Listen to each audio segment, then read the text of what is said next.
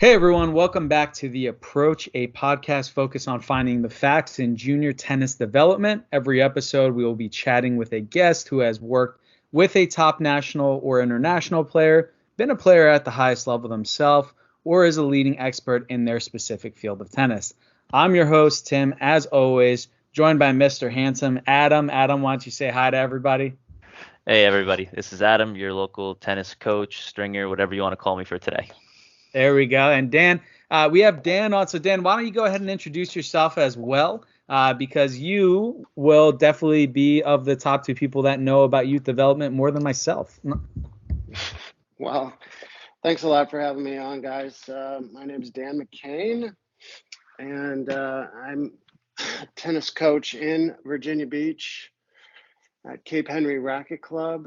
It's pretty close to the ocean, so that's always nice to live next to the water. And I work with a lot of junior players who are trying to go as far as they can. And some of them play nationals, some of them are just playing high school tennis, and some of them are in college hoping to take the next step to the pros and so on. I was a college coach for 9 years, and I've worked for the USTA, and I dabble a little bit in writing as well. So that's my background in tennis, and I got into it with my family being heavily involved. Both my parents were college coaches. My dad was the director at Saddlebrook for a bunch of years.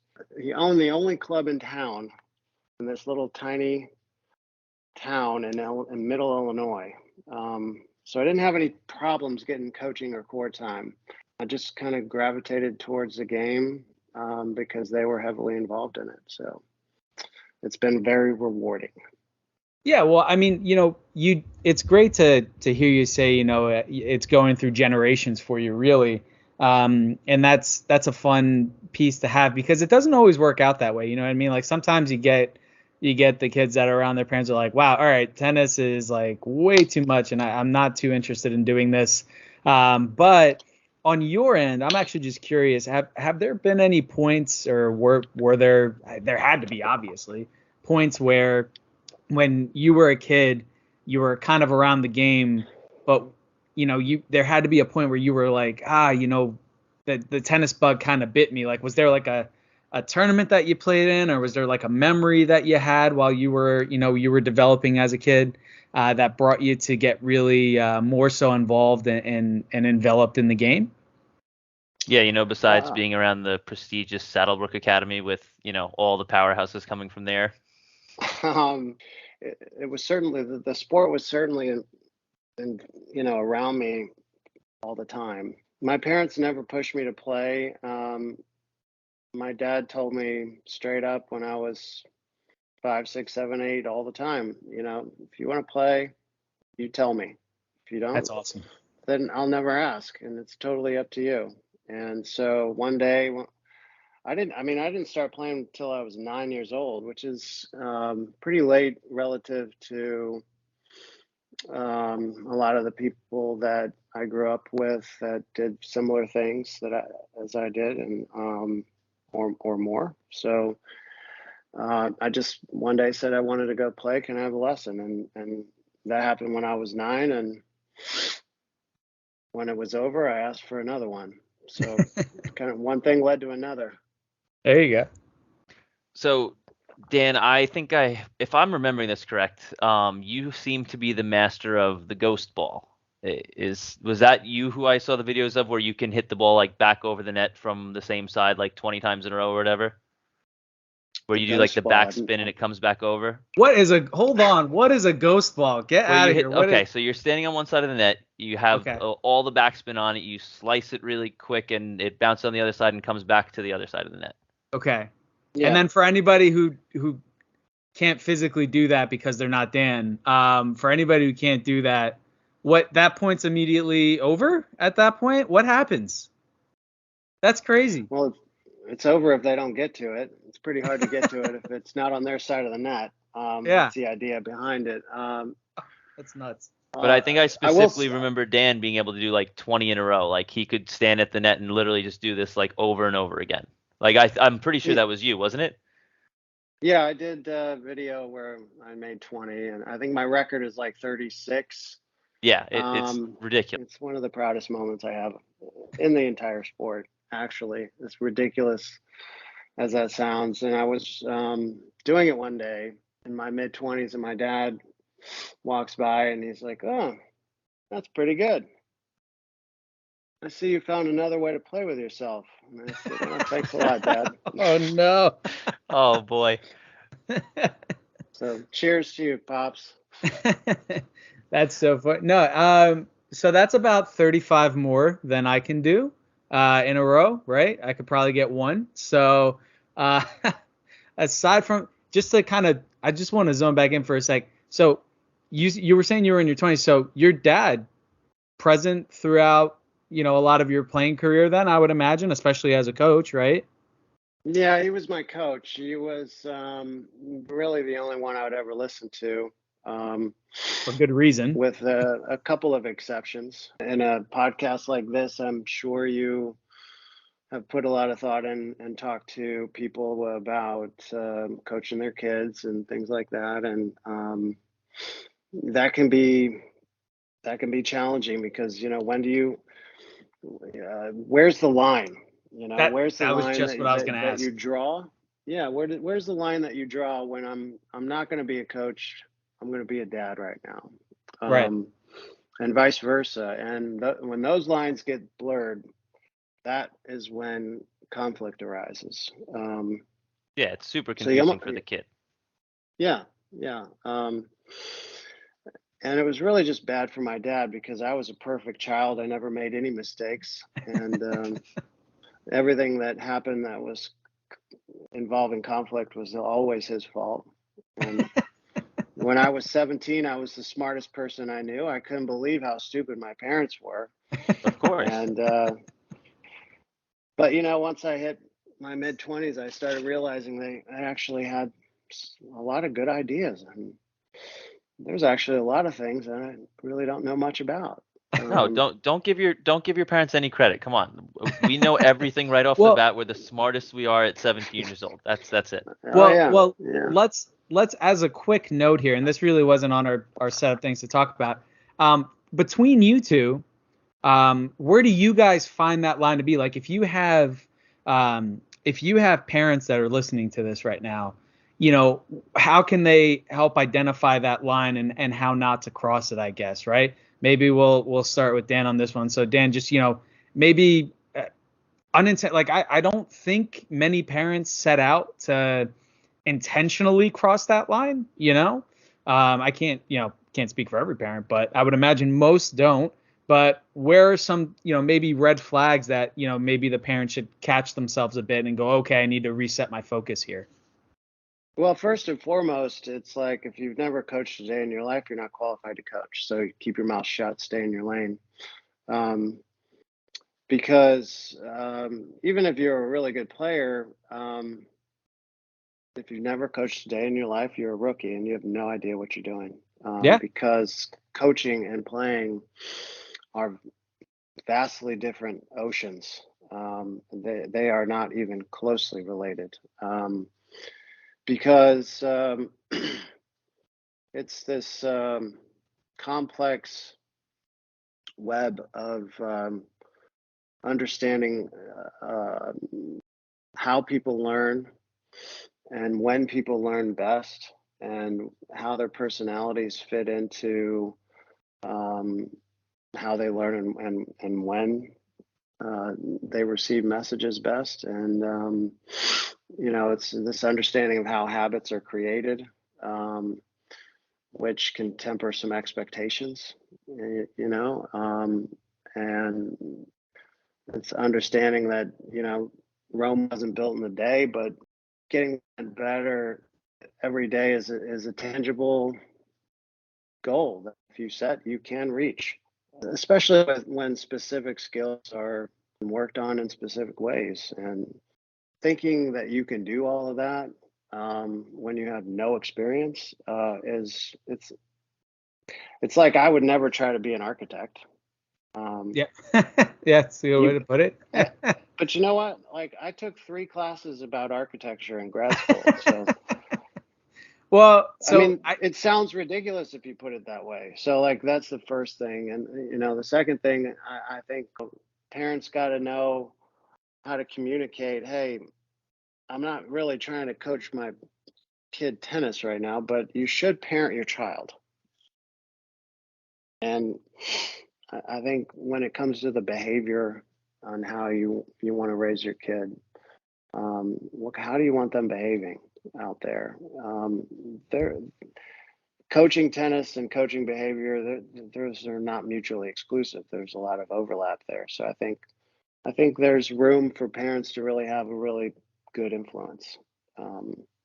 Just not in the X's and O's part, and you got to be careful on some of the behavior stuff, because you might want to parent your child, but if you do it at the wrong moment, the messages will not be received. We'll put it that way.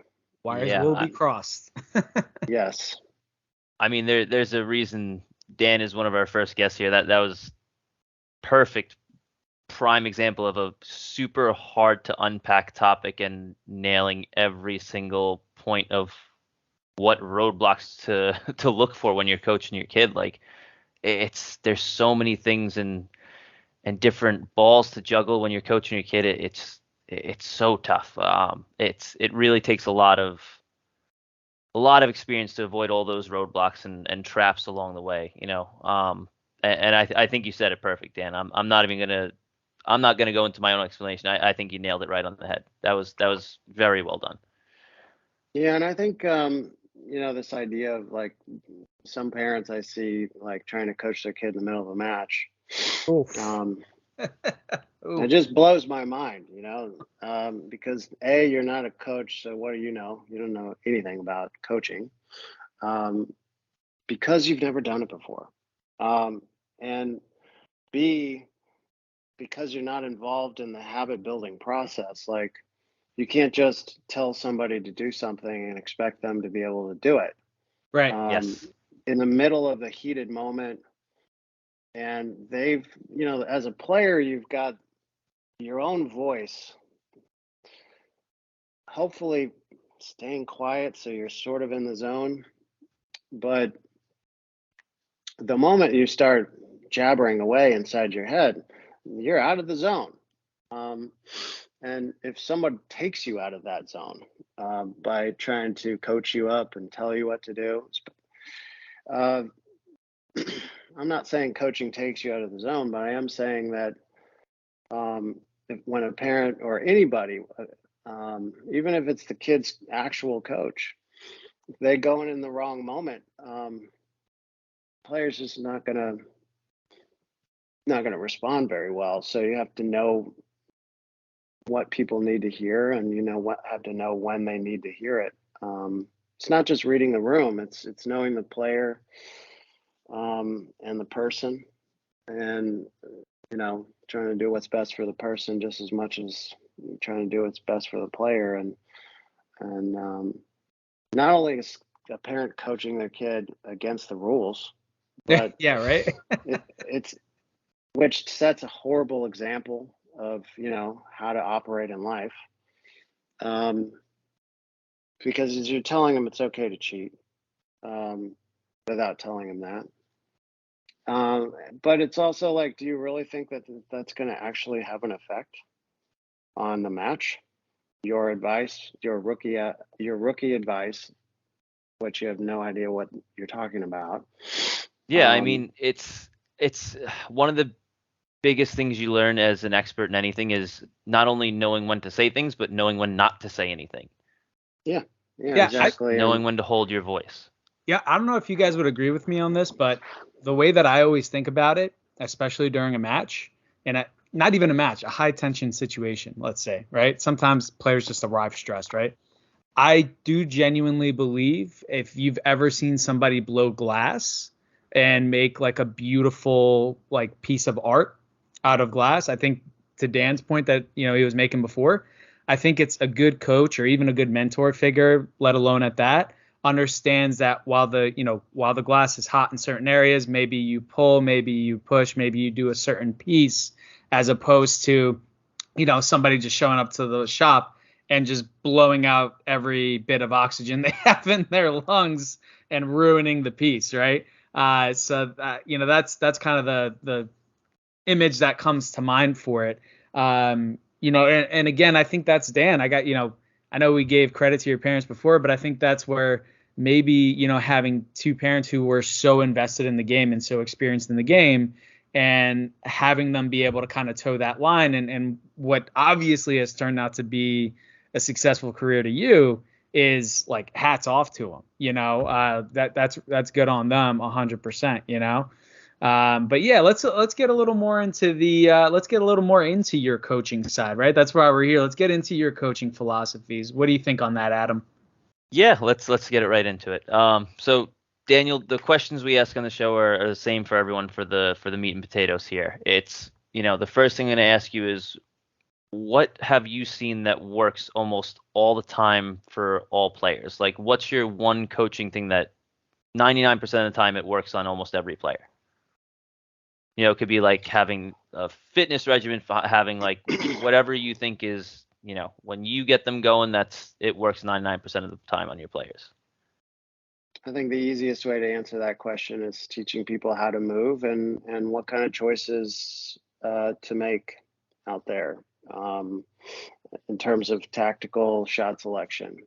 That's one thing that we've been doing a lot with at 7-Shot Tennis. It's a company that I joined recently. We do a lot with tactical positions, and it's along the lines of what the ITF put out there decades ago with offensive situations and neutral situations and defensive situations. We just have a little bit more detail, but I think every player can benefit when they have a map of what shot to go for and how to be consistent and aggressive at the right times. And then, if you can teach those players how to efficiently and economically move on the court, so they can get to every ball as effortlessly and efficiently as they're capable of, and also hit and recover as efficiently and as effortlessly as they're capable of, then that's one of those things that is blind to physical ability and height and gender and weight and so on and so forth. It's something that everybody can do, can learn, and can be good at. Yeah, I mean, let's take a look at all the amateur players out there. Who's your most hated player of all time for anyone who's playing like a 4-0 level? Everyone hates the pushers, right? Keep the ball deep in the court. Man, you don't lose a lot of matches on that. I don't know, tactics. man. I don't know, man. I think the difference but I agree with you. Obviously, let me backtrack. I agree with you. Obviously, everybody hates a pusher, but at the same time, I feel like the pusher has taken on such a stigma just because, to Dan's point, if you spent this whole time not thinking about your point and thinking about how hard you can hit the ball, I feel like a pusher is just like your natural worst enemy. You know what I mean? And like, I'm going to put it this way, like nobody Adams coached is ever going to be afraid of a pusher. But like, if you're like an average, just hit the park as much as possible and learn how to like hit the ball, like you're going to be so annoyed with that. But it's just it is funny you bring up the pusher though, because that's like nothing exposes you more of not having the formula, right, than playing one of them. That's right. They'll make you bleed to death by self-inflicted wounds. Yeah. I view pushers as like the best untrained player you can be, right? If you don't know how to hit the ball, you don't know what you're doing, but you're just smart and you keep the ball deep, that's the best you can probably get without getting some good coaching, honestly. Yeah. Let's go into the next part here, Dan. So that's what works all the time, like good tactics and good footwork. I mean, no one's going to argue with you here. Like there's just no way that it never works. You need them both to be a successful tennis player. So what's something you've seen maybe, sometimes it works. Like with some players it works, with some others it doesn't really work that well. What's something that sometimes works? my instincts kind of think of a couple of things that come to mind in terms of like, you know, everyone's different. And I certainly, like with my college teams, I told everybody every year at the first day of practice, I said, I'm going to treat everybody as equally fairly as I possibly can, which means I'll treat you all differently because you all have different needs. Wow. Um, That's insightful. and well, you know, like that's not just because this one's a nursing major and that one's an engineering major, or this Yeah. one is you know, wants to be a doctor and is pre-med, and that one you know, is an English major and wants to be a teacher or whatever. It doesn't matter. It's class schedules are one thing, but it also has a lot to do with, you know, how they respond to different things. And um, I hate doing it, but sometimes I really got to get up in people's faces and let them Some need know it. that Light the fire. sometimes you got to Some light the people need fire a it. little bit. And but the, you know, my way of doing that kind of thing is you know, I'll just walk up and say, okay, I'm about to get really melodramatic. Are you ready for it? And then I kind of go into it. So that way they have like this kind of understanding that, hey, we're not role playing here, but we are doing something that's necessary for a temporary amount of time. Yes. I Yeah. like that. That's a good And approach. my Yeah. dad used to do that a little bit, because he would just say, let me just be your dad for a second. I love that. And um, That's or he awesome. would say, I'm going to be I'm going to be your coach for a second. Yeah. Yeah. And That's great. that way there's no confusion about what the conversation is about. Yeah. Right. And so it also gives me a little freedom to actually be melodramatic for a second, because Right. they know that I already told them I was going to do it, and you know, and it allows me the freedom to push them a little bit and to be. Sometimes you have to really be honest with people, and I think the best players want you to be honest with them and push them and build them up, um, and I think some, you know, a lot of good players just want you to build them up, you know, but the Yeah. best ones, I think they need you to be honest with them. And if you're able to, you know, step into this temporary zone with people by just telling them that, hey, I'm going to say something that might come off harsh for a second, but you got to realize like this, the way you're doing this thing on your backhand at the end is really, really good about 80% of the time. This other 20% kind of sucks. And here's why.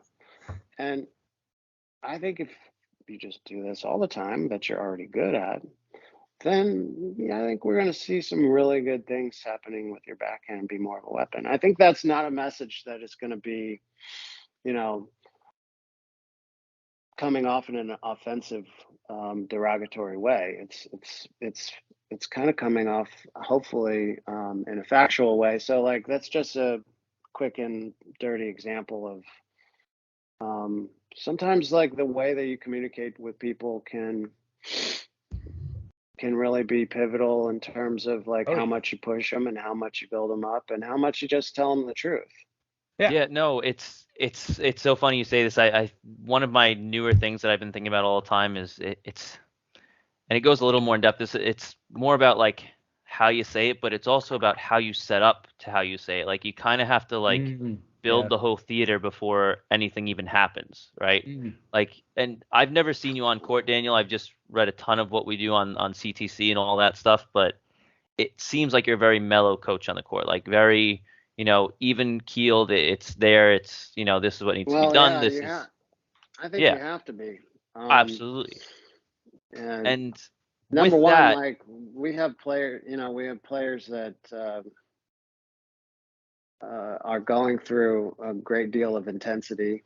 Um, and if you don't see it outwardly, then it's certainly happening inwardly. yeah, Um, and there's a fire happening deep within, and you know, they've got their endorphins moving quickly, um, running rampant, and so like they are primed for all kinds of, you know, heated discussions. So like they need this calming voice Yeah, you got to be the constant, right? most of the time. Yeah. But you know what though, I have to say, and I think the both of you kind of share this, which is really nice, is um, you bring up Dan, you brought up the point of being honest, right? Like a great player wants you to be honest with them. But everything that you said up until that point makes me believe that you understand. And I'm bringing this up because of any parents or coaches listening to this right now. There is such a definite line between being honest and being really hurtful at the wrong time to a player. Well, Where yeah, for yeah, yeah. and you're it Go sounds like you're ahead. nailing that. Like you're Well, the backdrop of that comment, I'm a PTR tester, and I used to run all uh these coaching education workshops for back when they had all these different kinds of certifications, where it was like performance certification, and then 10 and right. under, and then junior development, 11 to 17, and then adult, and all that stuff. And um, in the performance one, and in the junior develop 11 to 17 one, there was this cool part of the manual that was going through through all this research on how these kids learn most Mhm. effectively, and it was citing decades and decades of research that found quite clearly that um, those kids learn 3 to 5 times better, more effectively, when you point out something they did well compared to when you point out something they did poorly. So like if you want to convey a message that is actually heard and implemented, then the last thing you should be doing is tell them what they just did poorly, because they're actively going Yep. to try to A, ignore it, and B, forget it. Um, but if you tell them quite often that you point out things that they did well, then they're going to be actively listening and actively trying to remember that. So that's why they learn better from it. And, you know,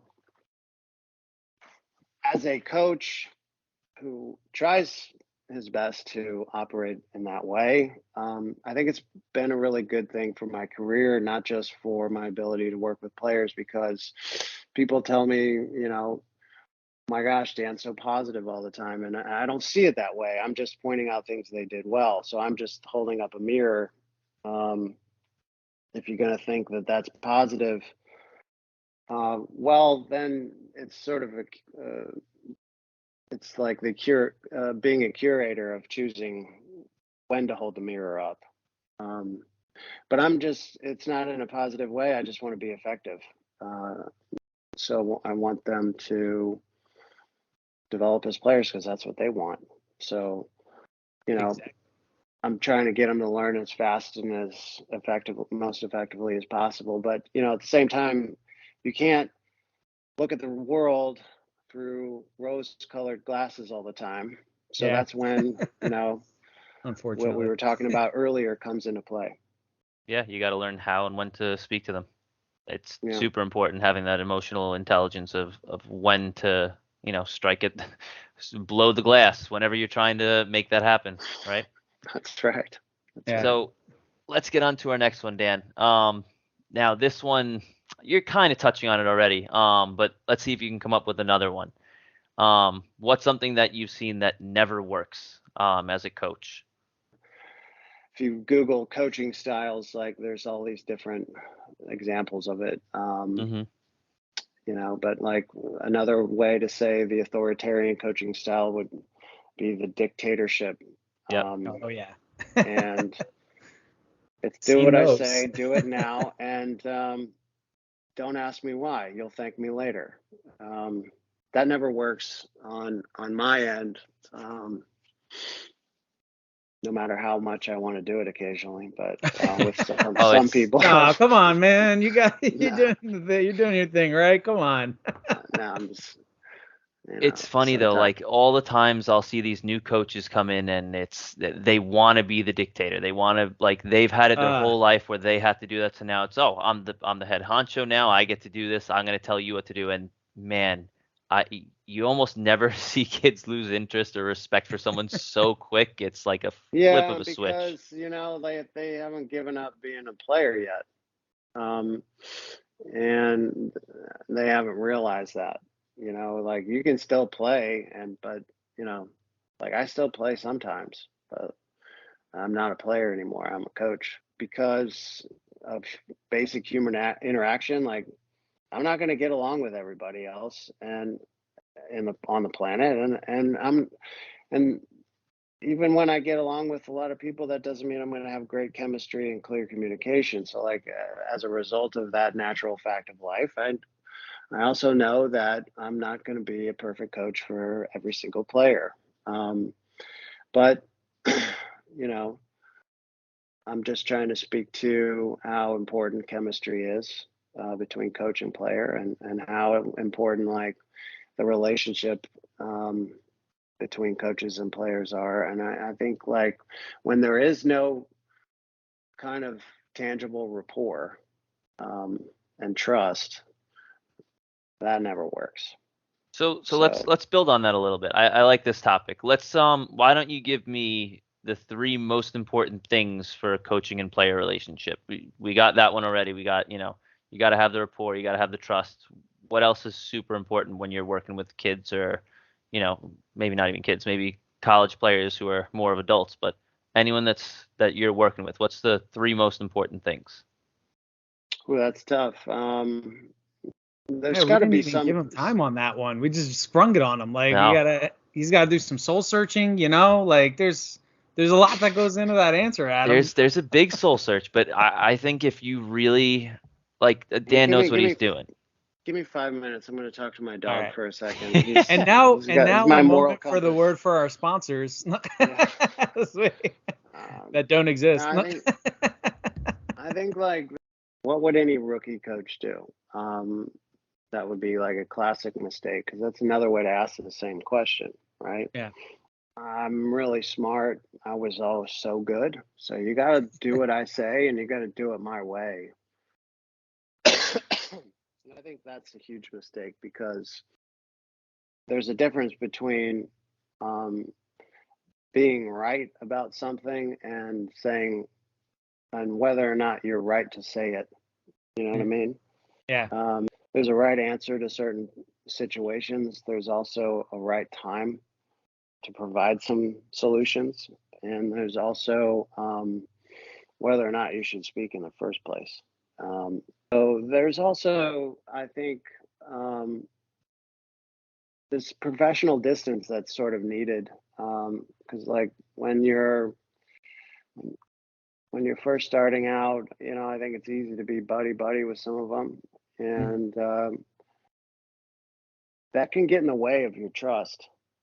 If you get too close with them. I Yeah. think it's important to be close with your players and understand them as people. Um, but I think you can be friends once they stop playing. Yeah, I agree with that one. It's a very tricky line to find that right spacing, because you do need to be buddy buddy once in a while and, like, help them through those tougher times. But at the same point, you do have to also stay far enough away where you have to be like, all right, like, this is really grind time. We really got to make sure that we're pushing here, and that best friend can't always have that kind of relationship, right? You got to have. I don't want to call it. You don't want to be that authoritarian, but Yeah. you do need some characteristics of it at some points to give that little push sometimes. So, Yeah, and I think, go ahead. No, yeah, I appreciate that. No, I was going to say, what that makes me think of is two instances where in my development where I had a coach when I was younger who was awesome. She was our high school coach, and till this day, like I take some of the lessons that I learned from her, even during my, like, my mid-teen years, I suppose. But one of the notes that it was actually really funny, and you guys might enjoy it. Was one of the notes I took from her was I remember one day we were walking up to a match, and I turned to her and I was like, you know what? And again, like we've had teenagers say this stuff. So you know what? You're actually kind of cool. Like, why why weren't we cool when you started out, kind of thing. And she had this great instance where she said that a coach of hers told her that while you should never be detached from your players at any capacity, right? We never want to we never want to sever that tie. His mentorship told her, and he said, the best way to put it is to think of yourself as a flower almost, or like a plant kinda, where it's if you give it too much too soon, it kind of dies out, right? Like the respect kind of dies out, and the relationship kind of dies out. Whereas if you give it time and you kind of nourish it, and you start out a little more reserved, and then it's easier to start out more reserved and then open up, as opposed to try to come in open all buddy and then pull it back in. That was her guidance to me. And the other one was a professor I had in college who had said, he goes, at any point, and I'll never forget this because I was like 18, I guess. I think I was 18.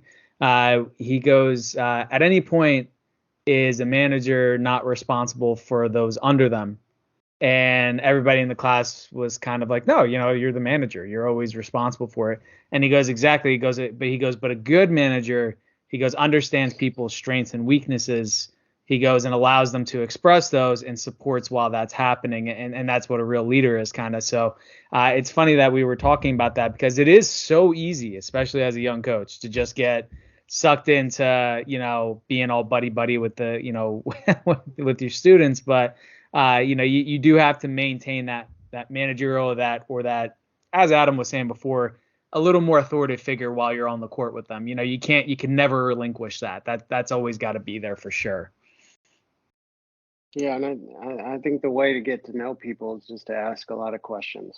It's amazing how much you find out about what's going on with them, and Yeah.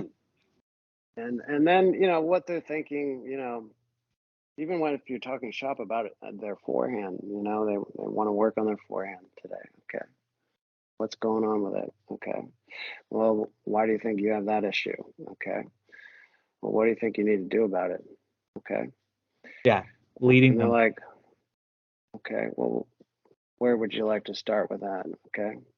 And then now we have a plan. I came up with it. So it's easy for them to buy into that kind of stuff. And so the same way that,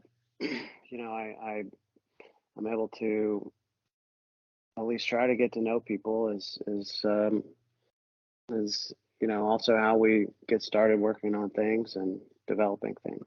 So most of the time they do a lot more talking than I do, which is a good thing. Hey man, that's a sign of a good coach.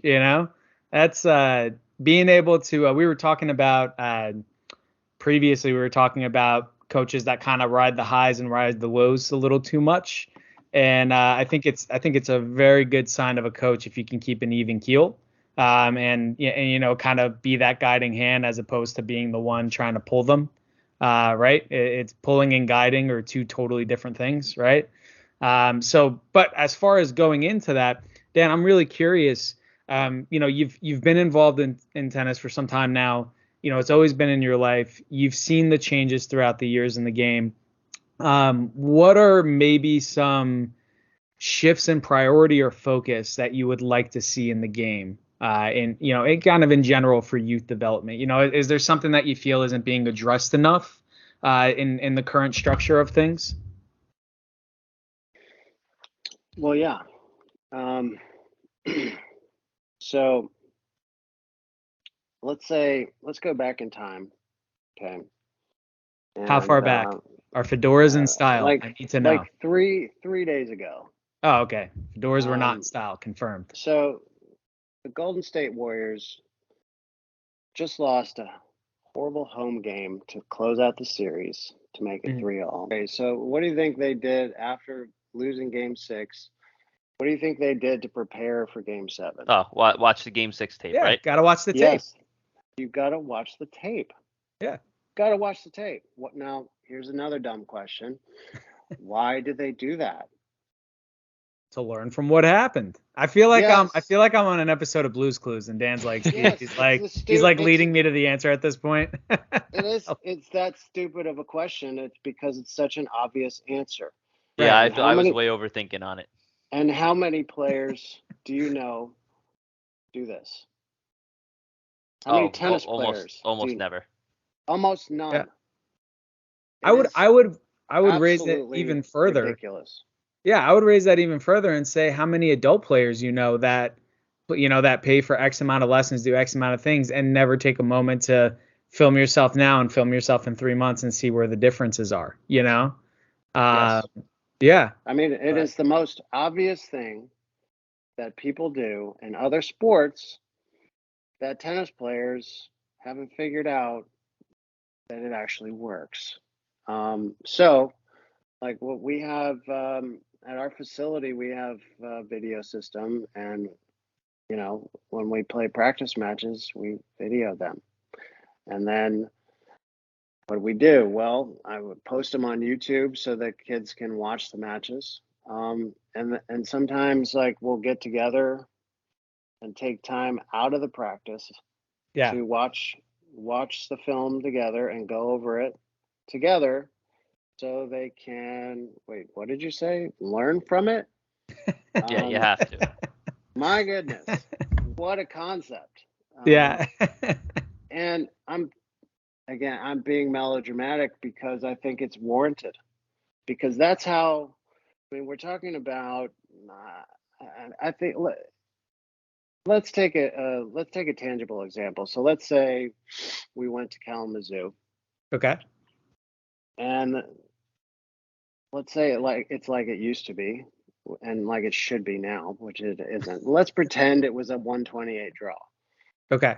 So getting into that tournament actually means something. Yeah. And let's say we take a survey of how many people on a regular basis, and let's say regular basis is once a week or twice a month or more. Mm-hmm. How many of you watch yourself play at least a set or a match once a week or twice a month or more? And I bet you anything, we would get no more than 5% of those players. These are the best players in the nation. And no more than 5% of them would say, yes, I do that. I guarantee it. I would say the same. No, I would totally agree with you on that one. I know I only know a couple facilities or places that are actually like hiring of like someone to do dartfish or someone to do like anything like that where they actually like recapture the matches, and it's not enough. I completely agree with you on that. And we have the best cameras the world has ever seen in our pockets. Yeah. In our pockets. Yep. And we have fences. We have fence mounts available, on Amazon. Even more than that. They have every single tournament. They have someone doing video for the whole entire national tournaments, and they'll actually send you the match on almost every single national tournament. Yeah. Wow. Yeah. And yet here we are. And take it even a step further, I would imagine, and both of you guys would probably agree with me on this, is when that film, of the percentage of people who are actually filming, how many of them are actually getting quality points out of reviewing that film? You know what I'm saying? How many people are actually looking for some positives as opposed to negatives to take away from that, right? Like I have a couple of kids that I coach that I love doing that, right? We record, we watch it together, and we go, okay, let's observe what's going on here. And it's so, and it, like just hitting on the point that Dan made before, where how many of them, as soon as we go to the film, I go, what do you notice? And the first thing they point out is a negative. And when you ask them, okay, can you give me 3 positives from what you saw in this film? Just struggling, like either between not feeling comfortable saying that they did something good themselves, and like that. I think that really speaks volumes for me is if I'm coaching you, I need you to be able to recognize when you're doing something right, because that only focusing on the negative, quick spiral. Right? so that's one of the things that we do with this company I joined recently. It's called 7-Shot Tennis, and it's a very simple combination of combining tactical situations and target areas with statistics. Wow. So I used one of these apps one time, not too long ago, and I just had, one of the staff people use the app and okay, I want to see all the stats of all these points that we play. We're gonna play a set, and she handed our results over to us, and okay, Dan, you made 8 forehand errors. Okay, well, what kind of forehands were they? Doesn't say. Where did I hit them? Doesn't say. Where did I hit it? Where did I hit it from? Doesn't say. Yeah. Okay, then that's not helpful, and I'm gonna throw this piece of paper in the garbage because it's useless. Yeah. Yeah, this is actually one of my biggest pet peeves, and I hate to cut you off. There was just a post in CTC like maybe a week ago, and it gave like the stats of 2 boys or girls. I don't think they even said, and it was just like person A hit 20 unforced errors, person B hit 15, and there were the serve winners and serve percentage and all this, and it's like, whoever they were like, who's going to guess the score? Like, who can guess the score off of these numbers? And it's like, okay, but It's like, what else are you using these numbers for? Like, that's not helping you with anything. Like, yeah. you could Yeah, have like if somebody a professional with those has, numbers in juniors. Yeah, somebody has 90% first serves, like that's great, but how many free points did they get? Right. Yeah, exactly. Like what You what happened off those numbers? Like, I don't care what your percentage is if you're hitting 100% with a pancake serve versus, maybe 60% where you're actually winning every other point on it. That's a big difference. Yeah, exactly. And so plus the vast majority of these statistical models that exist out there, they do not include forced errors. So that's a third of the match that's Yeah. not there. That's Yeah. a third 100%. of the match of that's missing. It's just not on the statistical model. It's not, they don't even, it's like the point vanishes, it disappears. So we're just not counting 30 to 35% of the match. Wow. Well, thanks a lot. Now I really want to crumple this piece of paper up and throw it in the garbage because Yeah. I don't want 2/3 of a match. I want the whole thing. Right. And so that's one of the differences that we have as well with 7-Shot Tennis. We have this system where it's like if you hit a winner, like if you hit a good shot, they get to it, but they don't get it back. Or if you hit a winner, like, do you really care if they get a racket on it? I don't, because it was a good shot that won me the point. So then we count those the same. We just call them a plus. And if you blow it, miss an error, that's a minus. Yeah. And so then we just have this system where you mark where the shot was hit from. Okay. And was it hit from a defensive position? Was it hit from way back deep? Was it hit from a neutral position? And then we have these offensive positions. But as you know, first taking over the point is not the same as being at the net. So we have made offensive positions into 3 different categories. So then it's like you pick your category on what tactical position the person was in, and then where'd you hit the shot to, and that's where the part with zoning out the court and the numbers come into play. And then that's it. It's really simple and it's really easy and it tells you a lot. So for example,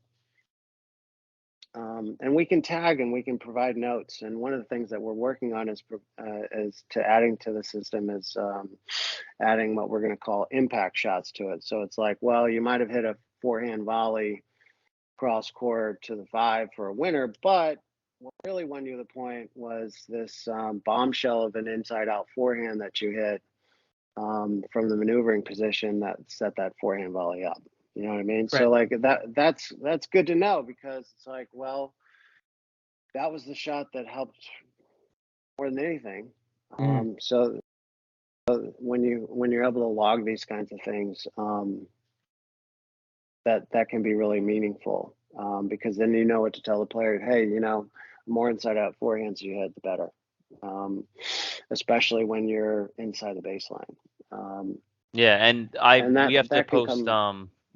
that graphic that Daniel sent me, because it like they did add like a couple of offensive and defensive zones that like most of the older zones from all the old tennis graphics, they're Mm-hmm. kind of, I hate to use this word, but they're kind of basic. Like they're very like, this is definitely offense, this is definitely defense. Like these kind of start splitting them up to where it's like, okay, you can start your offense here, you can start your your attacking game, your maneuvering game, like you said, and they do a really good job with it. I was really happy with the graphics that you sent me, Dan. Well, thanks. I appreciate that. And one of the examples that I keep coming back to, on how it helped is, there's a kid that 15-year-old kid I've been working with. He's 16 now. And last year we charted one of his practice sets, um, and with the 7-shot tennis system, and he wins the set 6-4, and he comes off and he beat a pretty good player, and he comes off of it a little bit frustrated. He's like, I'm just struggling with my forehand. My forehand sucks, coach. I don't know what to do, and I don't know how I found a way to win that set. I think I was just kind of Mm-hmm. lucky. And I looked at him with the numbers in hand, and I said, actually, your forehand won you that set, and let me show you why. And it was all of these offensive forehands that you hit, and the attacking and maneuvering area, and look at all these neutral forehands that won you the point that you hit cross court to the 4 and 5. I mean, you're hurting the guy constantly with your forehand. This is what really, more than anything other than your serve, won you the set. However, you got 7 minuses on that side, so I know where you're coming from, and I know why you're thinking that way. But 6 of them were neutral forehands down the line. 6 of the 7 forehands that you missed were neutral forehands down the line.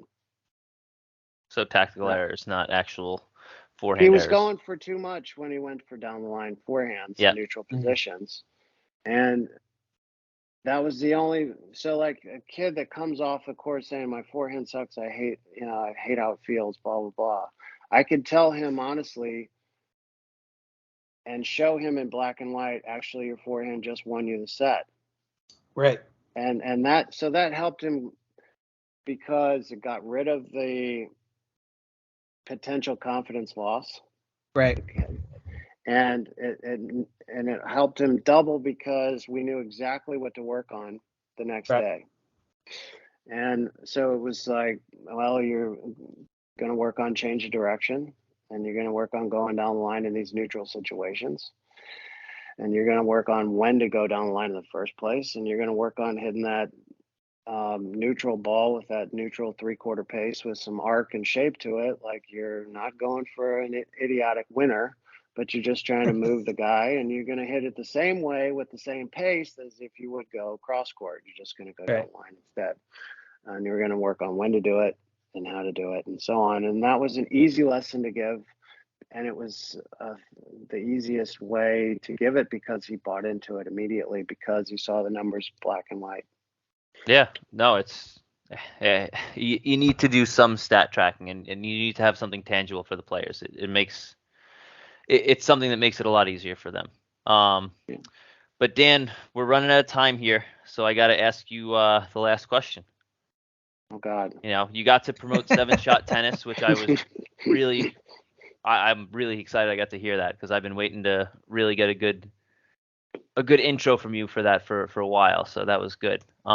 So the next part is, for all the listeners out there, the parents, players, coaches, you have, a minute or two to give your final takeaway. Like, what would you like your message to be to everyone listening there? Like, it could be anything to help them with tennis. It could be whatever you want.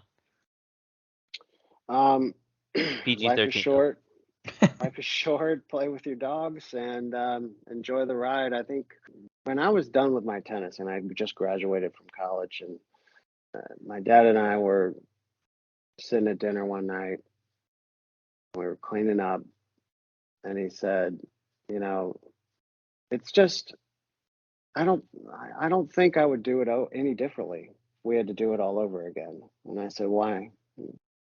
It's like, all this stuff that we did, going to tournaments every weekend and playing, traveling 30, 35 weekends a year, you know, um, going through some of the pain and suffering and going through all those great, unbelievable moments.